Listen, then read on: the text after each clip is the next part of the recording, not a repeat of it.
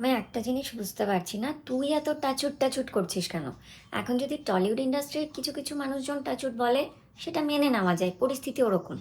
ঠিক আছে, কিন্তু তুই পড়িসনি তাহলে ভালো রেজাল্ট হবে কি করে?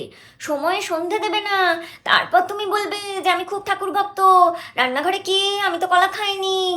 আসল কাজটা তো করতে হবে। না, টুকলি করবি না। কেন, তোর নিজের উপর কোনো কনফিডেন্স নেই? পড়াশুনো কর, যতটা পড়েছিস ততটা লিখে আসবি। তাহলে আমি পাগলের মতো করছিস কেন? আমি শোন, তোকে বলছি, আমি লাস্ট মিনিট একটা সাজেশন তোকে দিয়ে দেবো, তুই সেটা ফলো কর। যে জিনিসগুলো পড়েছিস সেটা রিভিশন কর, ঠিক আছে না?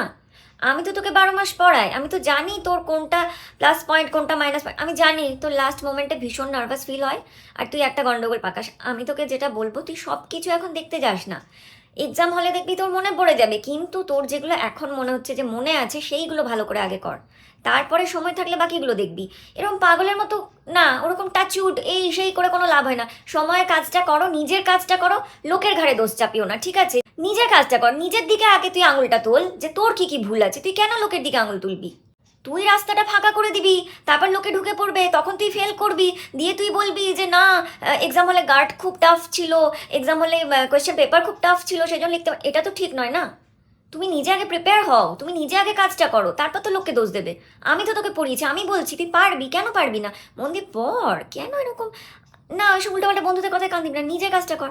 ফোনটা রাখ, পড়তে বস। হ্যাঁ।